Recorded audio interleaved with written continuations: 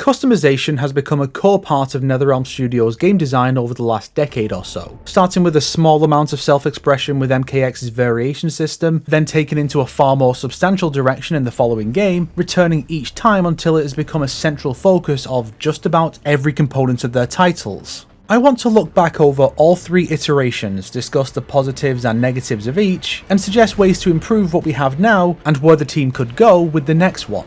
Customization was formally introduced with Injustice 2. The way it works is that the player is given 5 slots to mix and match clothing items to make their own unique version of one of the fighters. Generally head, torso, arms, legs, and an extra slot for weapons, capes, logos, etc. The player then applies one of a few preset colour palettes and can add an extra move or two to their repertoire. It's not too bad for a first attempt, but it does have a few notable flaws. First, the gear itself is all pretty samey and largely comes in generic armour. It's always been this series' aesthetic, sure, but it really hampers player expression, the entire point of such a system, when it's all pretty much the same. Second, it comes in loot boxes, not the kind you pay for, but the kind that turns gear into a gacha system that floods the player's collection with duplicates with no consistent way to get the specific items you want. Third, most items actually cover 2 areas, such as Superman's capes also giving him headgear. So you might finally luck out and get the cape you want, but you're stuck with a headgear you don't like, because who on earth wants headgear on goddamn Superman, and have to go through the gacha again in the hopes of getting the cape without the headgear.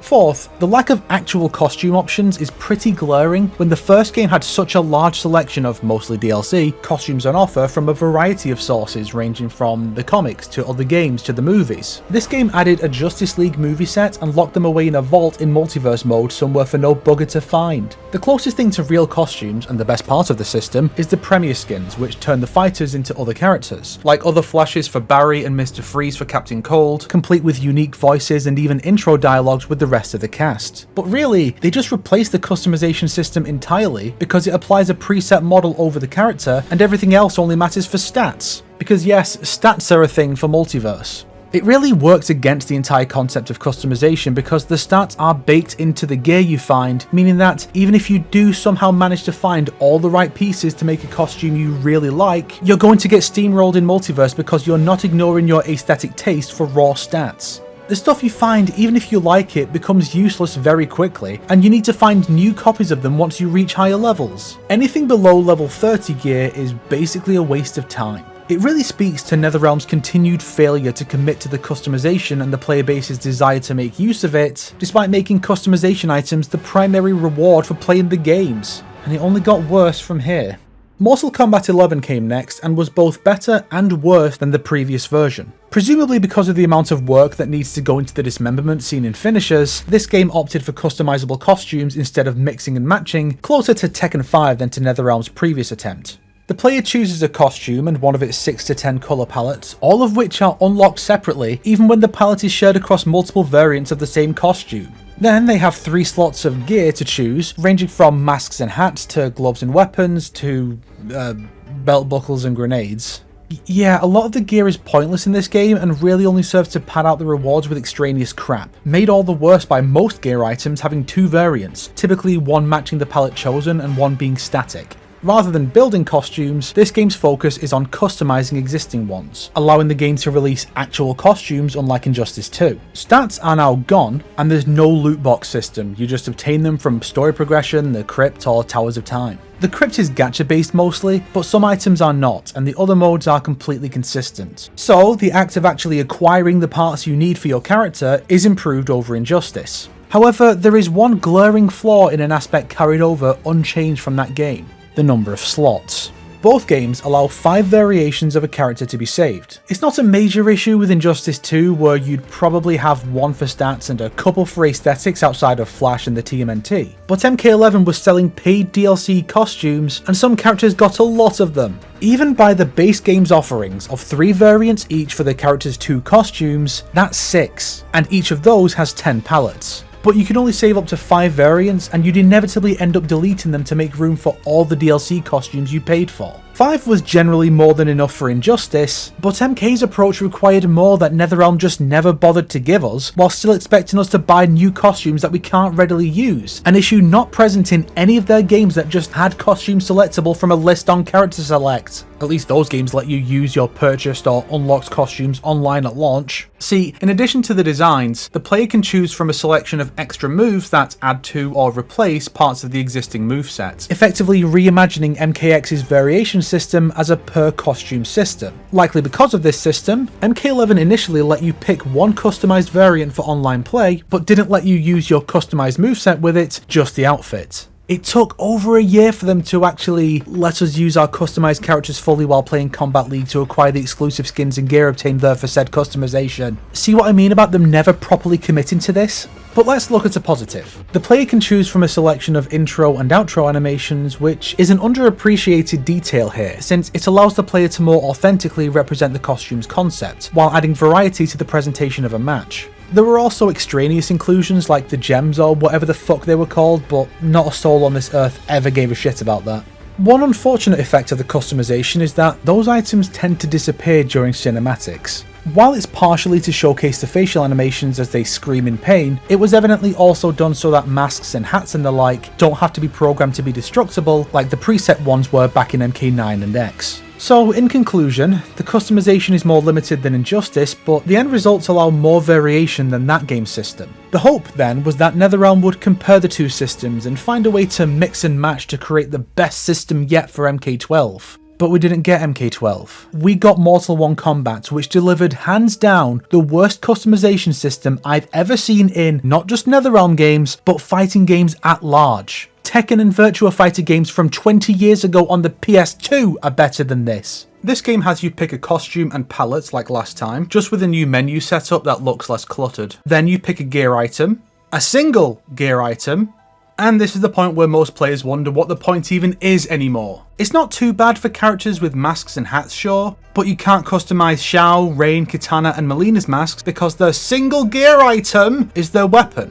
Occasionally you'll get a standout like Quan Chi's skin, but most of it is just weapons, headgear, or crap you'll never even notice. At this point, it really feels like the system is here 1, out of obligation, and 2, so they can add tons of garbage seasonal palettes to pad out the rewards from invasions and the shrine to make it feel like the game has more content than it actually does. And that's really all there is to it. You can choose which taunts your character can use, but intros and outros are now preset, and variety is deader than originality in the series at this point. You can't even preview the taunts when selecting them. The only thing of note about this system is the nail in its coffin, the inability to save your customized character. Never mind 5 slots, we get 1. All you can do is choose 1 skin and 1 gear, or set some as your favourites and have the game pick one of them, or any of the 100+ palettes you now have at random every match. Invasions used to pick one at random only when you chose the character. Costume selection has been available since MK4 in 1997, and this game can't even do that right. Even as it adds 7 post-launch Melina costumes and expects you to buy them. They'd rather sell you costumes than let you use them.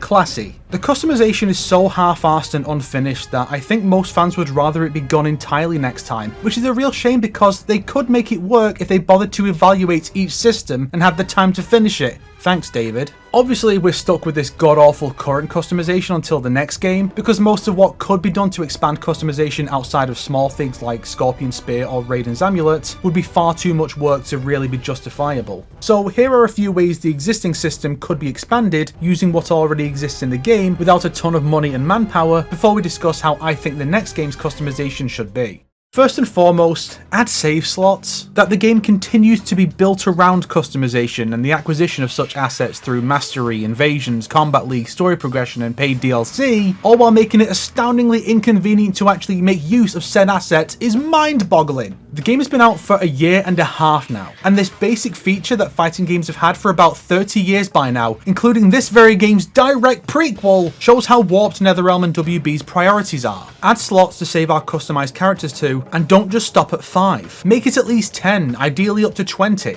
If there's some kind of server limit, then 1, don't tie it to the server, or 2, do it like Soul Calibur and give us 100 slots across all characters. Some characters need more than others, so that's another possibility that could work. But Mileena has 10 unique costumes already, not counting alternate palettes a player might like, with definitely more on the way if the game isn't dead as per the rumours, so let us save our variants so we can actually make use of the system, especially if you want us to keep giving you money for new costumes. Soul Calibur and Ed Boon's favourite Tekken let us do this, so there is no excuse. Second, make gear palettes manual instead of automatic. Sometimes the mask or hat you want doesn't have an appealing palette when assigned to the costume you're using, but does with another. So let us choose them separately for deeper customization and more satisfying results. In a similar vein, let us choose the palettes for transformations like Old Shang Tsung, Demon Serena, or Lizard Reptile. Some of the better palettes are tied to costumes we might not like as much, or just look better than the default, so having more freedom there would be great.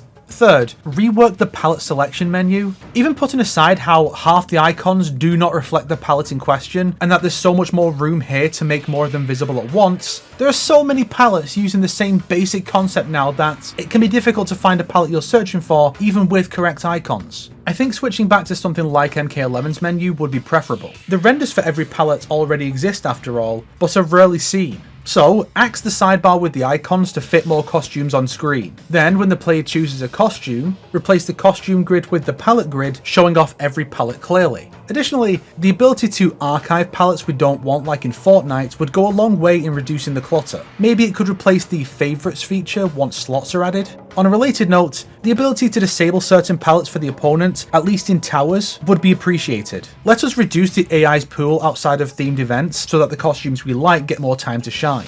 Next, let us preview taunts. I want to see what the taunts actually are when selecting them. MK11 let us preview intro and outro animations, which is absolutely more work to program in than setting the preloaded model to use a simple animation on the spot. Hell, this would even be good for the photo mode. The option to use the gear slot animation there was already added, so this should be simple enough. Then, consider the palettes on offer. I don't know how the textures are distributed, but if the option could be added to choose a skin effect, tattoos, cryomancer, revenant, etc., separately from the palette it's connected to, player expression would far exceed what is currently on offer. Maybe a player wants a Saurian reptile, but with a palette with less green on it for the contrast. Or a revenant in their base colours, or the god palette without the lightning pattern on the clothes. Again, depending on how the textures are distributed, this might not be possible, but it's worth considering at least for the next game. On the subject of seasonal palettes, give some to the cameos. All they have gotten since launch are purple Twitch drops, the very occasional seasonal one for a single character, or a couple of paid costumes. Give us more options for the cameos.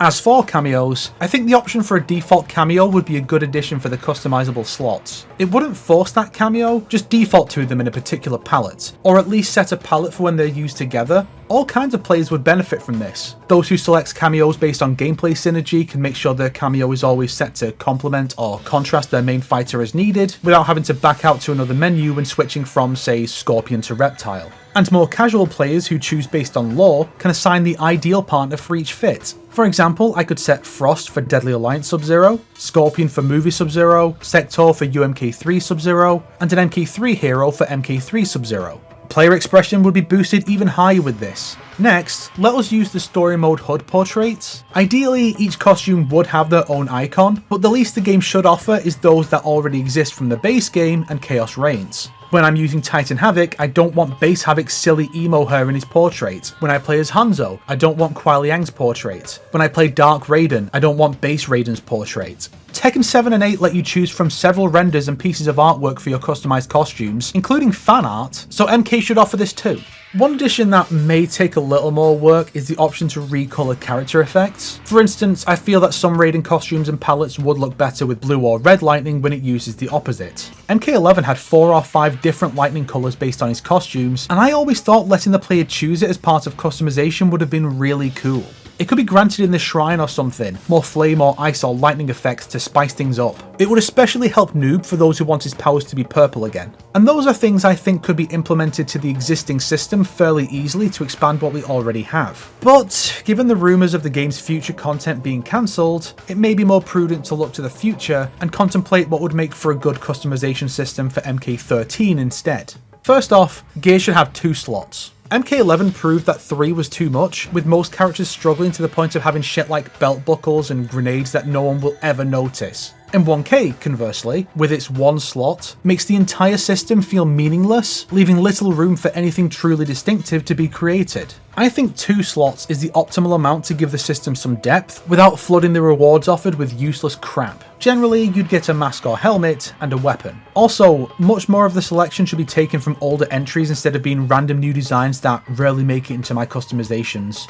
Second, I think the addition of an incarnation option would add a ton to the experience. For example, we could turn Kuai Liang Scorpion into Hanzo Scorpion, give Dark Raiden a base Raiden costume, or even use celebrity cameos with other costumes. Imagine Dimitri Vegas in a decent Sub-Zero costume, or real MK1 Johnny versus Indiana Jones Van Damme. And more being added would be easy and add more variety. Revenant, old and young, multiverse variants, etc. So here's how I'm imagining the average customization to work. Pick a character, pick a costume, pick a palette, or customize it yourself if the team is feeling saucy. Pick an incarnation, pick gear item 1, pick gear item 2, pick a default cameo, pick extra animations, intros, outros, taunts, etc. Pick move customization if it's there. Pick HUD renders if each costume isn't given a unique one already. Now your Kuai Liang Sub-Zero in Bihan's UMK3 costume with the M1K mask and MK11 ice axe can rock up with specifically an intro showing off the axe, win with moves that utilise the axe and assistance from Frost, and close out the fight with an animation that also shows it off, all while confusing the hell out of the opponent by having M1K Bihan's face on the HUD. This is the amount of depth Netherrealm should be offering in their 3rd attempt, let alone the upcoming 4th, not this borderline pointless take we currently have. Tekken is MK's biggest competition in customizable fighters, and that system is honestly pretty bad at present, but it still offers a hell of a lot more than Netherrealm is. So either get better, or don't bother at all and just go back to preset costumes. If the game's entire reward system is going to revolve around a specific aspect of the game, you should be doing everything in your power to make it the best damn version of this in the entire genre. Even if you don't have time to finish it all by launch due to reasons outside of your control, thanks David, it should be expanded and improved upon within the first year, not left unfinished while you pump out more assets for the system we can't fucking use! This right here is unacceptable. And just as an aside, if we're going to keep getting games whose stories feature multiple versions of the same characters, no 2 versions should use the same gear. Every sword, every mask, every hat, glove and pair of sunglasses should be unique to help give each variant more of a unique feel. How is there more variety in the 30-second montage of past timelines from MK11 than the final battle of M1K? Honestly. And the gear should only be discarded in cinematics when necessary. If the head comes off, the mask or hat can stay on. You don't need it to vanish between shots, or, in the case of brutalities, between frames! You can see it happen! Or, if this must be the way it is, don't give a character a HUD and shoulder piece on their costume that vanishes when they're getting finished because it looks ridiculously unpolished! Oh, and stop making things limited time only. Let me give you my fucking money when I want to buy something. No wonder WB's in the shitter right now. Thanks, David. If you liked this video, why not subscribe and support me on Patreon like these fine people here? If not, then make sure to share it with your enemies so they can suffer along with you. Today's recommended video is Getting Costumes in Fighters by Babe Ruthless, because this stuff used to be fun, but no more.